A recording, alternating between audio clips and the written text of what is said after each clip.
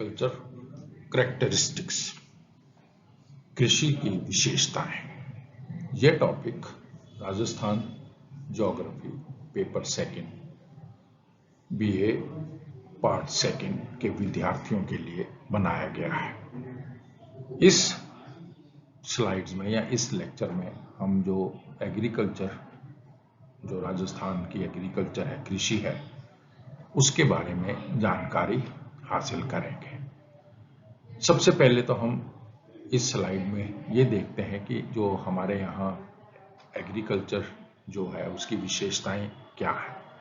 सबसे पहले तो मोटा मोटा जो राजस्थान के बारे में है उसकी जानकारी ले लेते हैं।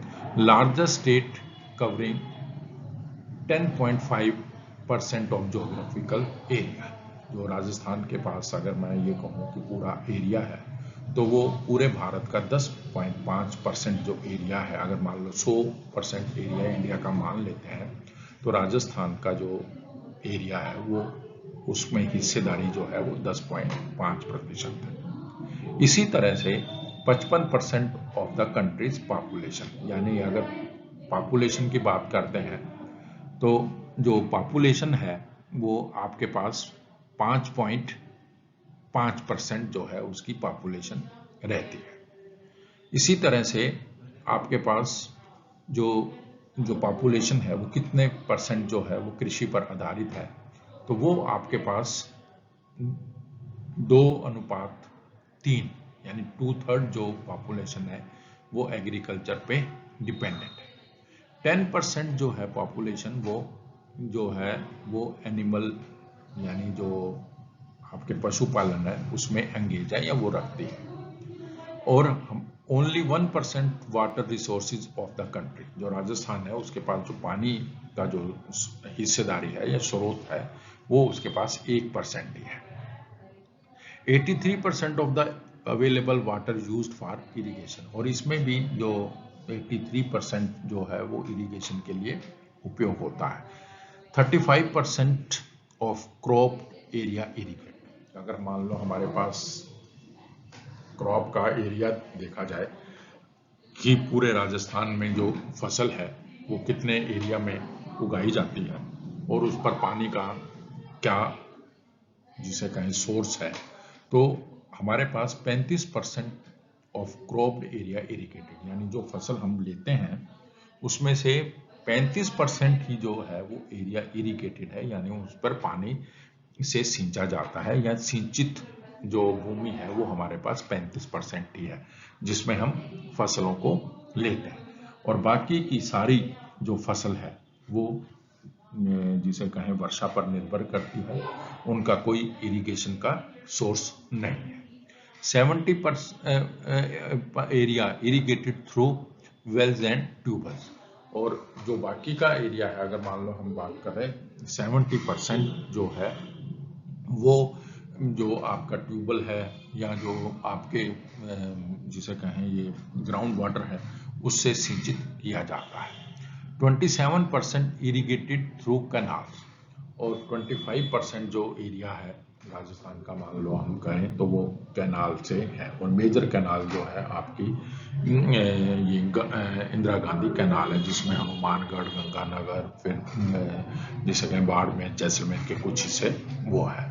और 10.6 लाख हेक्टेयर सलाइन एंड जिसे कहें दूसरी सलाइन और एसिडिक जिसे कहें सॉइल है, यानी जो पानी जो वाटर है जो भूमि है उसमें जो नमक की मात्रा है वो 10% जो भूमि है उसको लिया हुआ है। तो ये जो मेन कैरेक्टरिस्टिक्स हैं वो किसके साथ जुड़ी हुई हैं, वो जुड़ी हुई हैं इसके आपके एग्रीकल्चर के साथ। यानी अगर हम एग्रीकल्चर का पोर्शन लेते हैं तो ये वाली जो खासियत है या जो ये हमारे पास जो पैरामीटर्स हैं या जो कैरेक्टरिस्टिक्स हैं टोटल उसमें वो हमारे पास आती हैं।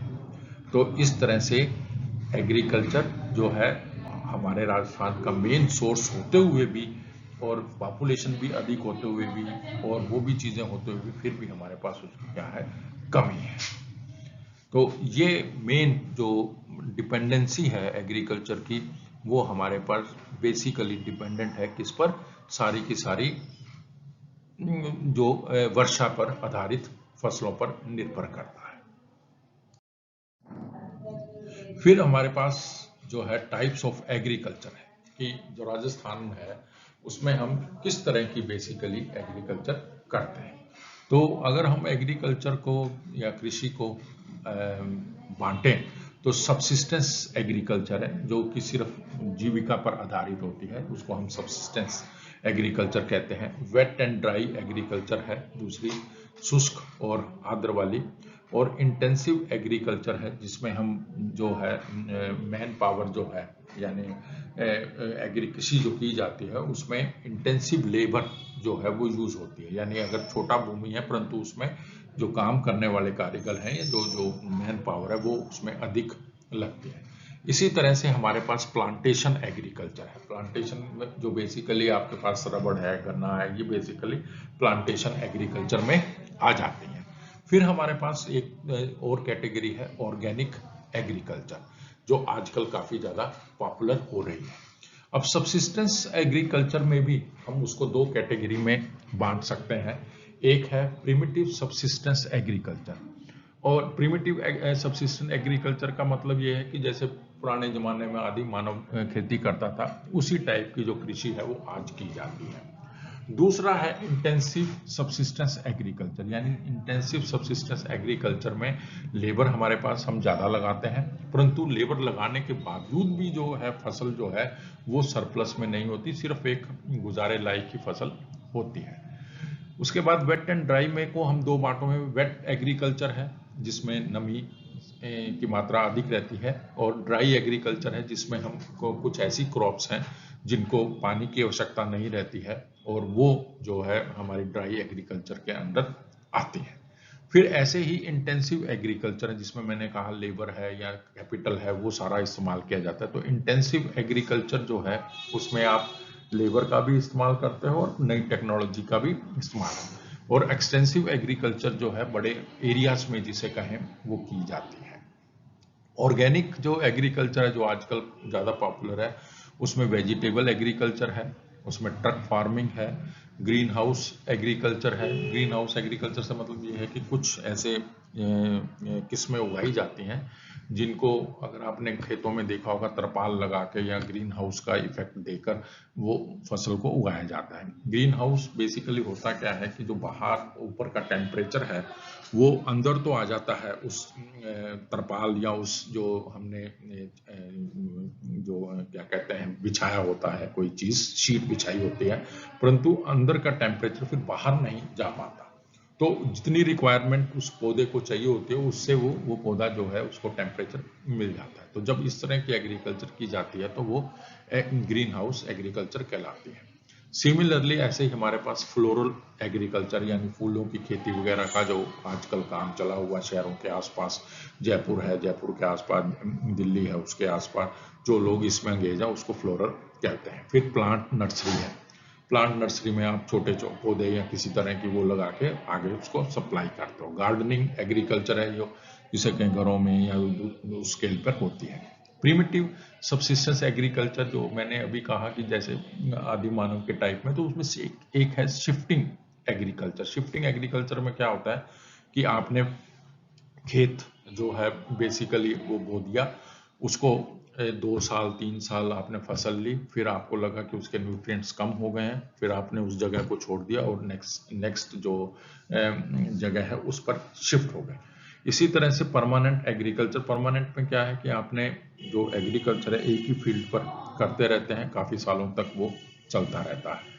इंटेंसिव सब्सिस्टेंस एग्रीकल्चर में क्या होता है, एक राइस डोमिनेटिंग एग्रीकल्चर होती है, यानी आप क्योंकि हमारे यहाँ जैसे साउथ का पोर्शन ले लें तो वहाँ राइस की जो है खपत ज़्यादा है और राइस का एरिया वो ज़्यादा है, तो अगर वो ली जाती है तो राइस डोमिनेटिंग रहती है। ऐसे ही पंजाब में और हरियाणा में भी अब जहाँ पानी ज़्यादा लगता है वहाँ भी राइस की खेती की जाने लगी है। इसी तरह से फिर आपके पास दूसरी है वीट डोमिनेटिंग एग्रीकल्चर, यानी वीट का जो एरिया है, जैसे अगर नॉर्थ इंडिया की बात कर लें, पंजाब है, हरियाणा है, राजस्थान है, मध्य प्रदेश है, इन सब में क्या है वीट का एग्रीकल्चर लिया जाता है। तो इंटेंसिव सब्सिस्टेंस बेसिकली ये सब्सिस्टेंस ही है, क्योंकि हमारे यहाँ 2 स्टेपल फूड कहलाते हैं, राइस और व्हीट। परंतु अब क्योंकि सीड्स अच्छे आ गए हैं तो हम इनसे सरप्लस भी लेते हैं।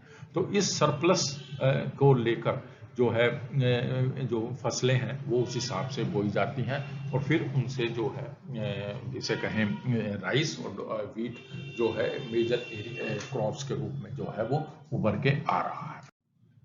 ऐसे सब्सिस्टेंस एग्रीकल्चर और कमर्शियल फार्मिंग, इसमें क्या फ़र्क है? दिस टाइप ऑफ यानी सब्सिस्टेंस की this type of farming practice to meet the needs of the farmer's family, यानी इसमें जो किसान परिवार है उसकी ज़रूरतें ही पूरी होती हैं।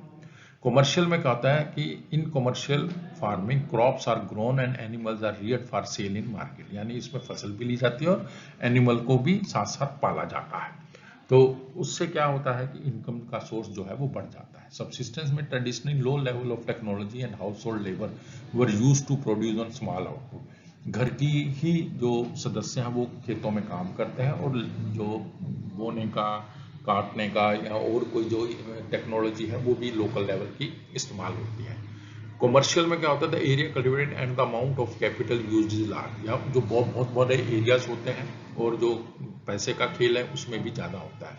Most of the work is done by machines, यानी जितना भी काम खेती का किया जाता है वो मशीनों के जरिए किया जाता है। केमिकल फर्टिलाइजर, पेस्टिसाइड यानी खाद, कीड़े मकोड़ों को मारने की दवाएं, वो सब क्या है वहाँ पूरे अच्छे से इस्तेमाल की जाती है। High yielding variety of seeds are used in order to get maximum output. जैसे गेहूं की फसल को लिया गया है तो उसमें हाई यील्डिंग वैरायटी जो है सीड्स को है वो इस्तेमाल किया जाता है जिससे मैक्सिमम आउटपुट मिलता है।